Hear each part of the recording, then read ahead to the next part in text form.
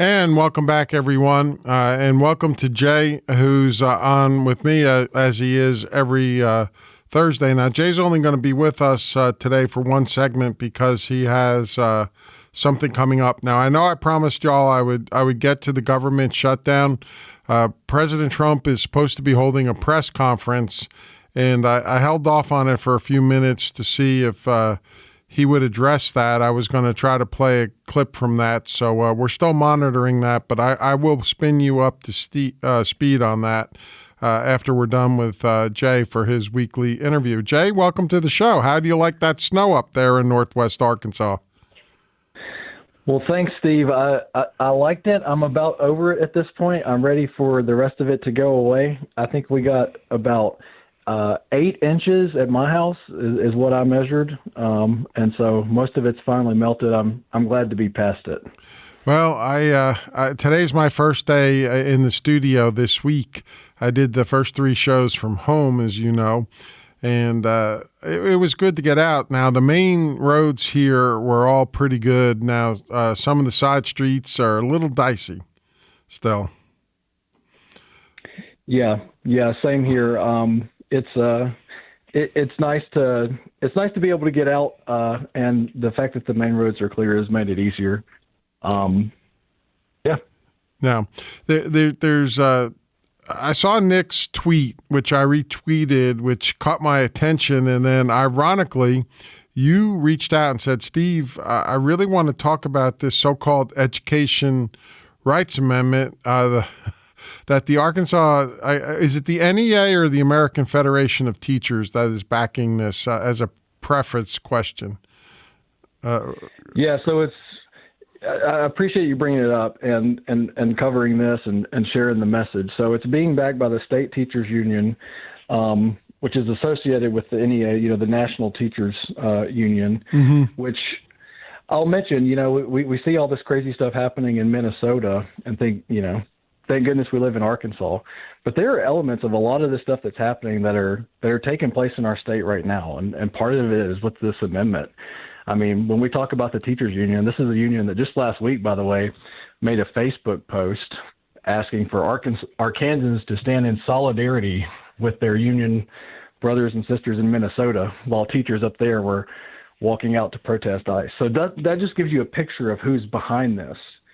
Well, I'll tell you, I don't know if you saw this on the news, but the Chicago's teachers union, somehow I guess they heard that they thought there was some ICE officers in a Target, and they decided to target, and they were attacking people, these teachers, inside Target, and boy, did it blew up in their faces because the people got very angry, and some of them were yelling, "Why don't you worry about teaching our kids because the test scores are plummeting all over Chicago."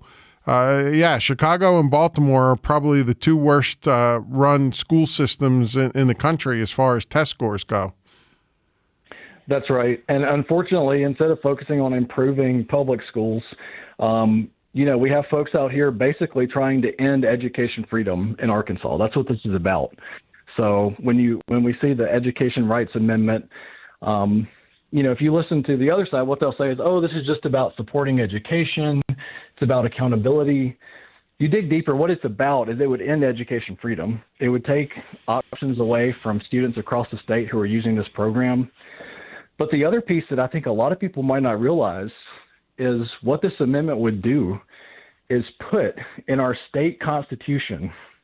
It would create massive new welfare programs and basically a slush fund, and it would create things that we're seeing Mandami in New York talk about doing, free childcare.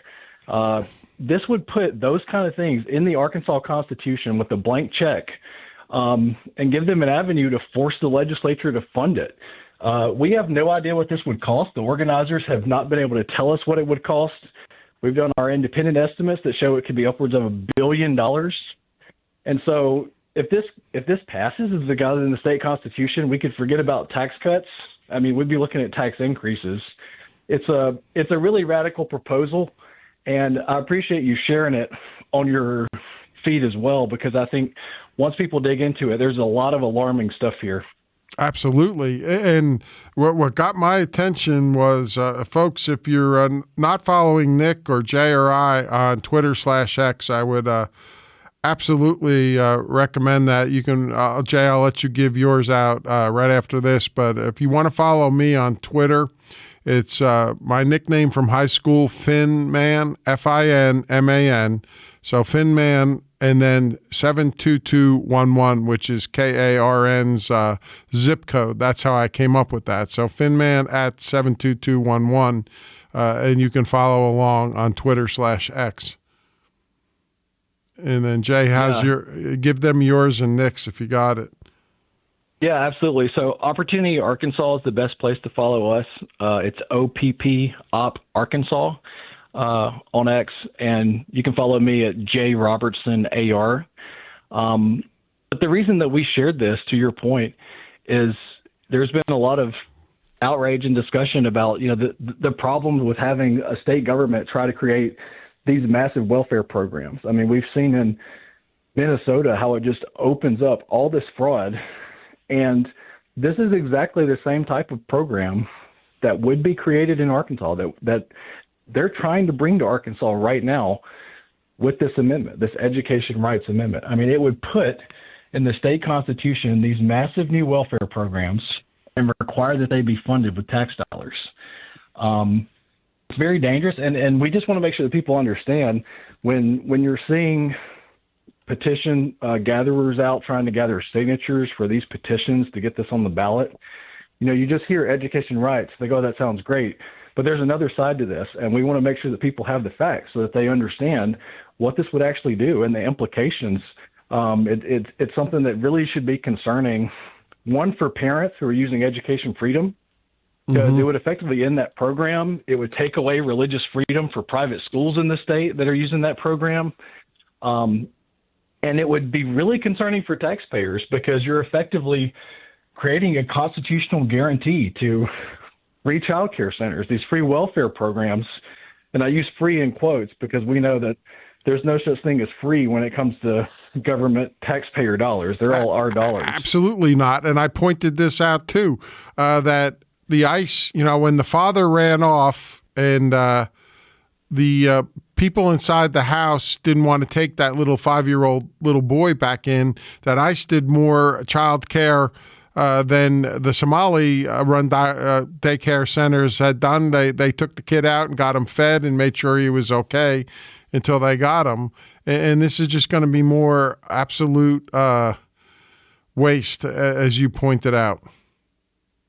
Yeah, and the thing that's most concerning, I mean, when you uncover fraud in a government program, the legislature can weigh in and try to address that and fix it. This would put these programs in our state constitution, which just makes it so hard for us to ever go back and undo it or change it.